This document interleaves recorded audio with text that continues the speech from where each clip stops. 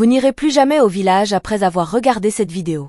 Sikolo était un petit village calme, entouré de collines et de champs cultivés. Les habitants vivaient au rythme des saisons. Dans ce village vivait un garçon nommé Sédou. Sédou avait perdu ses parents très jeunes dans un incendie qui avait réduit leur maison en cendres. Orphelin, il fut recueilli par son oncle Bafi, le seul parent qui lui restait. Cependant, cet accueil fut loin d'être chaleureux. Dès son arrivée, Sédou fut traité comme un domestique plutôt que comme un membre de la famille. Son oncle lui imposait toutes les tâches, qu'elles soient à la maison ou au champ. Même lorsqu'il était encore trop jeune pour certains travaux, Bafi l'obligeait à les accomplir. Les jours de fête à Sikolo étaient particulièrement cruels pour Sédou.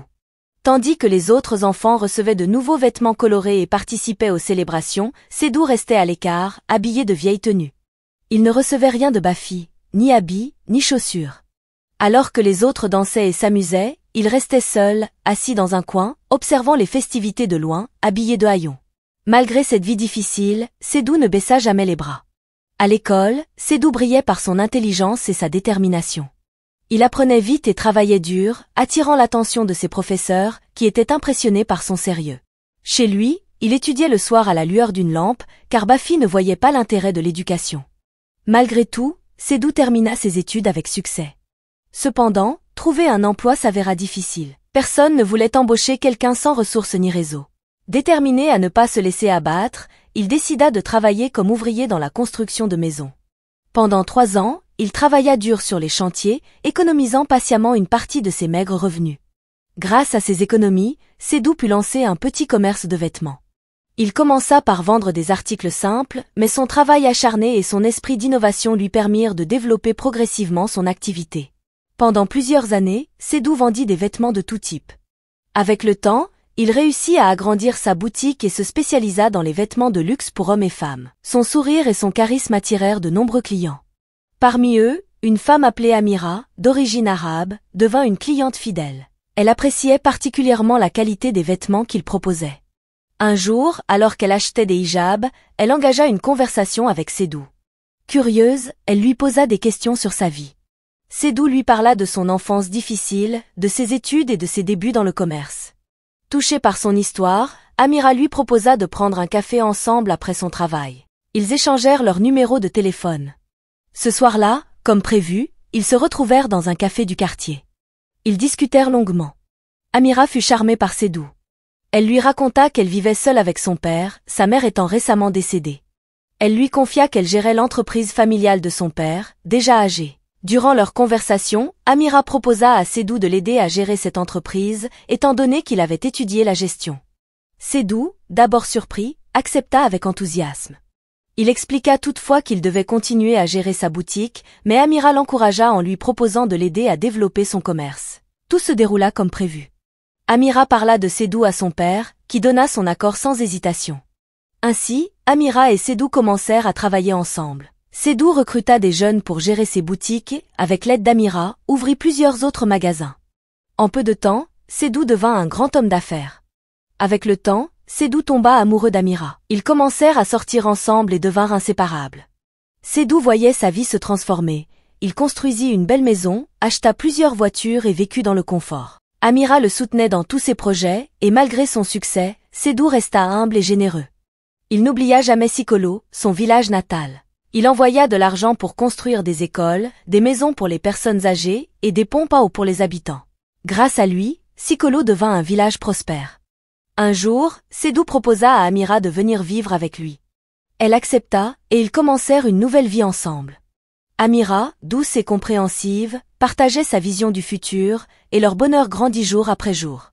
Sédou continuait de se rendre fréquemment à Sikolo pour superviser l'avancement des travaux qu'il finançait.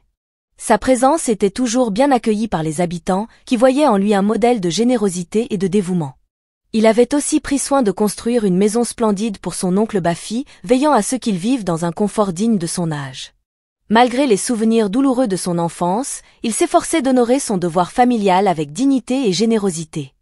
Un jour, Sédou prit une décision importante. Il allait amener sa fiancée, Amira, au village de Sikolo pour la présenter à son oncle. Ce moment symbolique représentait bien plus qu'une simple visite. Même si son oncle n'avait jamais manifesté de tendresse envers lui, Sédou ressentait un profond besoin de lui témoigner du respect pour l'avoir recueilli après la mort de ses parents. Lorsqu'ils arrivèrent au village, tout semblait se passer à merveille.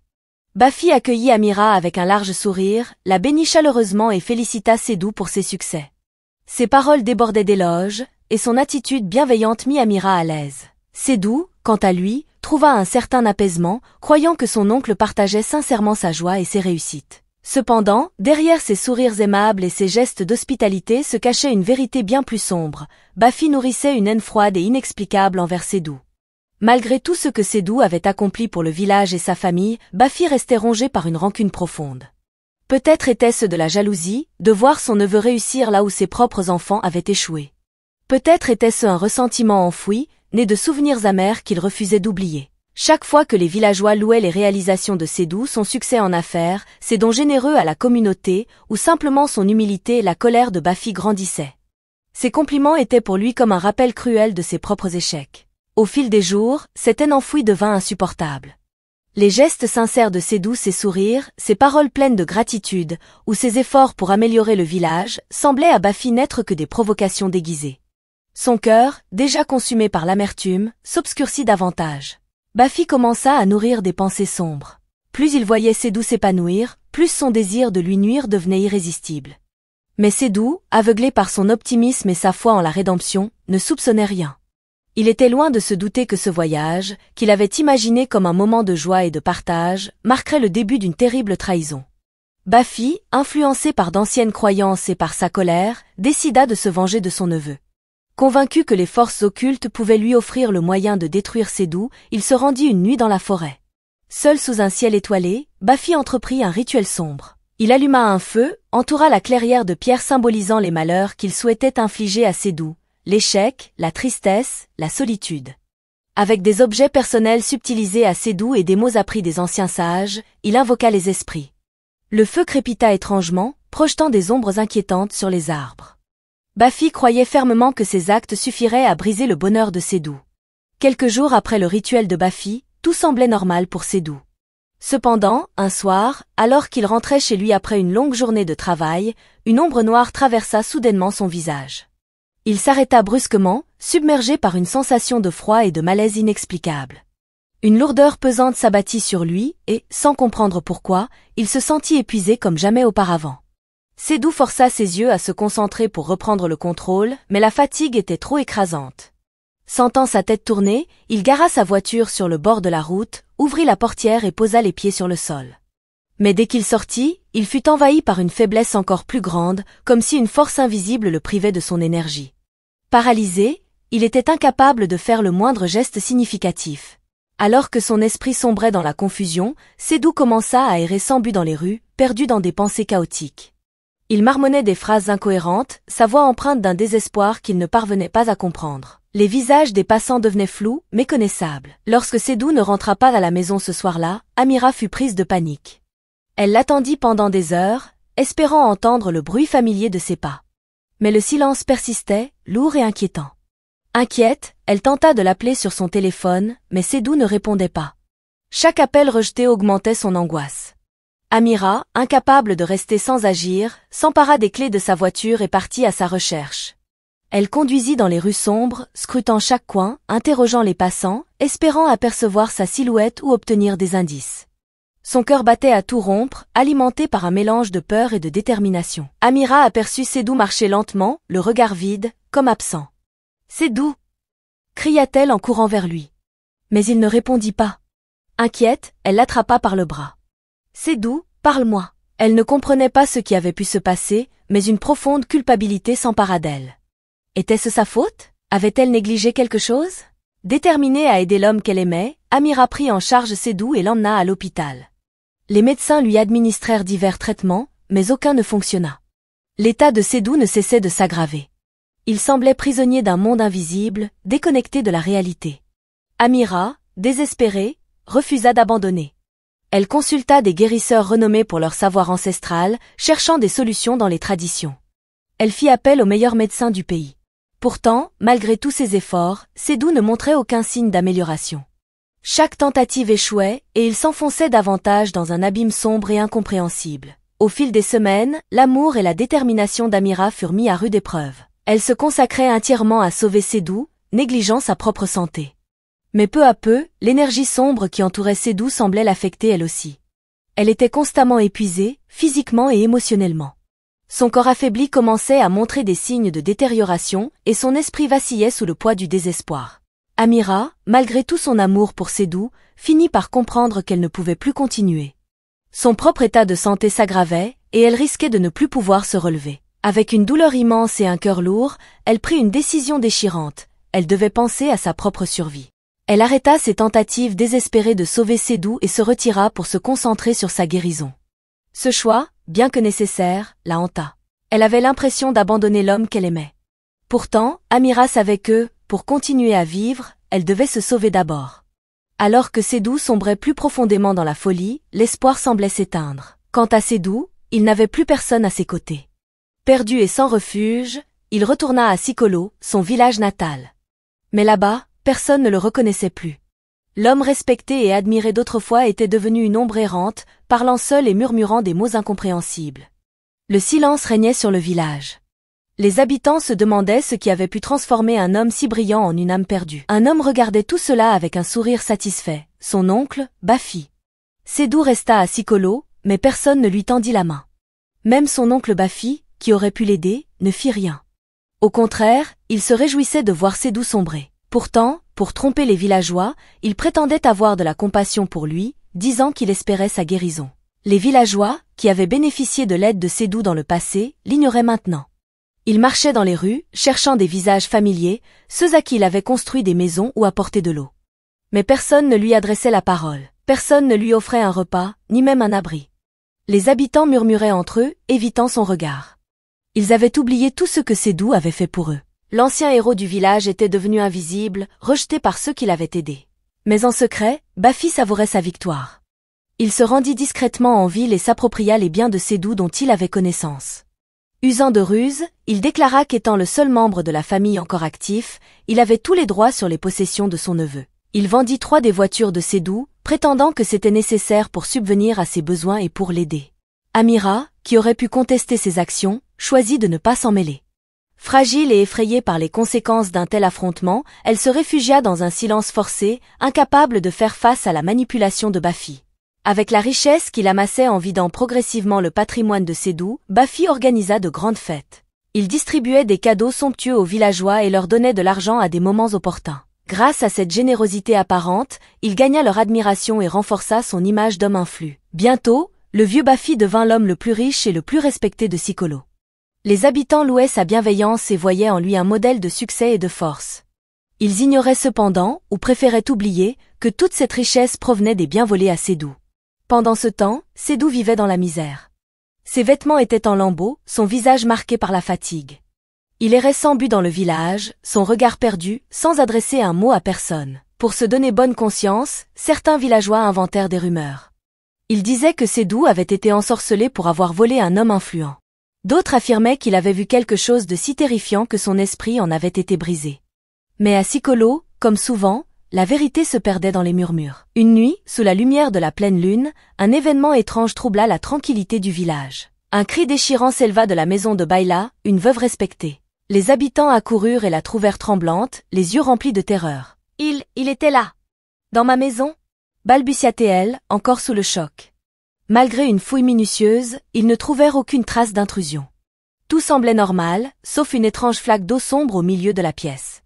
L'origine de cette flaque demeurait un mystère. Les jours suivants, le calme revint, et les villageois oublièrent vite cet incident, le qualifiant de simple superstition. Un matin, alors que quelques habitants se rendaient au champ, ils aperçurent Sédou assis près du vieux puits, fixant le vide. Contre toute attente, il parla d'une voix distincte. Ce n'est que le début. Ils arrivent. Ces mots firent frissonner ceux qui l'entendirent. Personne ne comprenait ce qu'il voulait dire. Peu après, un autre événement étrange se produisit. Yaya, un jeune homme connu de tous, disparut mystérieusement une nuit alors qu'il se rendait chez un ami. Les villageois fouillèrent partout, mais aucune trace de lui ne fut trouvée. Lorsqu'ils se réunirent pour parler de cette disparition, Sédou s'approcha lentement, le visage grave. Avec calme, il déclara. Yaya n'est pas perdu. Il a été pris. Et ce n'est que le début. Sa déclaration fut accueillie par des rires moqueurs. Les villageois le raillèrent, comme ils avaient pris l'habitude de le faire. Pourtant, ces paroles laissèrent certains troublés. Un enfant curieux osa s'approcher et demanda timidement. « Pris par qui, Sédou ?» Avant que Sédou ne puisse répondre, un vieil homme intervint brusquement. Il chassa l'enfant, le réprimandant pour sa curiosité. Les anciens du village conseillèrent alors aux parents de ne pas laisser leurs enfants approcher Sédou. Pour eux, il représentait un danger, mais au fond, une peur silencieuse commençait à s'installer parmi eux. Quelques jours plus tard, un paysan revenant de son champ découvrit une vision terrifiante. Sur la porte de sa maison, une main ensanglantée avait laissé une marque rouge sombre. Pris de panique, il alerta le village. Mais lorsqu'ils arrivèrent, la marque avait disparu, comme si elle n'avait jamais existé. Certains le prirent pour fou, tandis que d'autres, plus superstitieux, commencèrent à craindre que des forces obscures soient à l'œuvre. Les anciens convoquèrent une réunion d'urgence pour discuter de ces événements troublants. Mais avant même qu'ils ne puissent commencer, une nouvelle tragédie frappa. Un homme parti chercher du bois fut retrouvé à l'aube, figé dans une expression d'horreur indescriptible. L'inquiétude s'installa dans le village. Les gens pleuraient la perte mystérieuse de cet homme. Bafi tenta de rassurer les villageois en disant que ce n'étaient que des épreuves ordinaires qui finiraient par passer, que tout irait bien. Mais cette fois, certains villageois commencèrent à douter. Les semaines passèrent, et le calme semblait revenir. Mais les événements étranges ne faisaient que s'intensifier. Un jour, alors que le vieux Bafi était assis paisiblement devant sa maison, une fumée noire s'échappa soudain des fenêtres. En un instant, des flammes d'un rouge sombre dévorèrent l'habitation. Les villageois accoururent pour éteindre l'incendie, mais il était déjà trop tard. Tout ce que Bafi possédait était parti en cendres. Ce qui troubla encore davantage, c'est qu'aucune trace d'une cause logique n'était trouvée. Personne n'avait été vu aux alentours, et Sédou, ce soir-là, avait été aperçu loin dans la forêt. Bafi avait un enfant d'environ 30 ans nommé Bourama, qui était parti à l'extérieur du pays pour chercher de l'argent. Lorsqu'il entendit parler de la tragédie qui s'était abattue sur son père, il décida de se rendre à Sikolo. Mais en chemin, Bourama eut un grave accident et perdit la vie. Cette nouvelle tragédie bouleversa davantage Sikolo. En une seule semaine, Bafi avait tout perdu. Il devint l'ombre de lui-même. Quelques villageois vinrent lui apporter leur aide, mais cela ne suffisait pas à soulager son chagrin. Bafi se demandait sans cesse. Que je fais à Dieu pour mériter cela? Les malheurs continuaient de frapper Sikolo. L'argent disparaissait mystérieusement, les récoltes dépérissaient, et la pluie refusait de tomber. La famine menaçait, et les visages s'émaciaient de jour en jour. Les anciens multiplièrent les rituels et les sacrifices pour apaiser les esprits, mais rien ne semblait fonctionner. Les villageois, impuissants, voyaient leur monde s'écrouler autour d'eux. Et à chaque nouveau désastre, Sédou, du fond de sa folie apparente, murmurait toujours ces mots. Ce n'est que le début. Un jour, un vieux sage du village, appelé Bakari, inquiet par tous les malheurs qui frappaient Sikolo, décida de consulter un voyant connu pour ses pouvoirs. Après un long voyage, il arriva chez le voyant et lui expliqua tout ce qui se passait dans le village, les disparitions, les incendies et la pauvreté grandissante. Le voyant l'écouta en silence, puis dit d'une voix grave. Le village de Sikolo est maudit. C'est un village égoïste, ingrat, qui a toujours maltraité et rejeté ses enfants au cœur pur, ceux qui voulaient l'aider à grandir. Maintenant, les esprits réclament justice. Ce que vous vivez aujourd'hui n'est que le début. Le vieux Bakari, bouleversé, demanda. Que pouvons-nous faire pour arrêter cela? Le voyant répondit. Le village doit demander pardon, se rassembler et réparer ses erreurs. Mais ce chemin sera difficile, et beaucoup souffriront avant que la paix ne revienne. Lorsqu'il revint de son voyage, Bakari convoqua les anciens du village pour leur révéler les paroles du voyant. Il expliqua que la malédiction pesant sur Sikolo était due aux injustices passées, notamment envers ceux qu'ils avaient rejetés, comme Sédou. Selon le voyant, le village devait demander pardon pour retrouver la paix. Nous devons reconnaître nos torts et présenter nos excuses, y compris à Sédou, déclara Bakari. Certains anciens semblèrent troublés. Peut-être que ce voyant dit vrai, mais d'autres restèrent sceptiques. Pourquoi devrions-nous nous excuser? Qu'a-t-il fait pour mériter notre considération? Répondit un autre. Cependant, peu de temps après, le ciel devint noir. Une tempête soudaine éclata, avec de fortes pluies et des vents violents. En quelques heures, le village fut inondé. L'eau emporta des maisons, des animaux et même des villageois. C'était un vrai désastre. Après la tempête, beaucoup pleuraient leurs proches perdus. Le village était détruit, et la souffrance était partout. Ce jour-là, certains commencèrent à croire que les paroles du voyant et les avertissements de Sédou étaient peut-être vrais. Mais pour Sikolo, le chemin vers la rédemption semblait encore long et incertain. Les villageois, plongés dans leur propre détresse, se demandaient comment demander pardon à un homme qu'ils considéraient comme fou. Ils murmuraient entre eux. Pourquoi devrions-nous nous excuser? Nous n'avons rien fait de mal. Par arrogance et orgueil, ils ignorèrent les conseils du voyant. Mais certains, profondément touchés par la perte de leurs proches et l'état désastreux du village, commencèrent à prier. Ils imploraient Dieu de les épargner de cette malédiction. Pendant ce temps, la famine sévissait, et des maladies se propageaient dans Sikolo. Le village sombrait dans le désespoir. De son côté, Amira, qui était guérie et vivait désormais avec son père, ne pouvait oublier Sédou. Au fond d'elle, ses sentiments restaient intacts, elle l'aimait encore. Un jour, au détour d'une conversation avec une amie, elle entendit parler d'un guérisseur renommé, Ould Mahamou, qui vivait au cœur du désert du Sahara. On racontait qu'il possédait des compétences extraordinaires pour traiter des maladies aussi mystérieuses que celles de Sédou. Sans la moindre hésitation, Amira entreprit un périlleux voyage. Elle prit l'avion et se dirigea vers le Sahara, animée par l'espoir de trouver le remède qui mettrait fin à la folie de Sédou. Si l'histoire vous plaît, abonnez-vous pour ne pas manquer le prochain épisode. Et dites-nous quelle partie vous a touché le plus.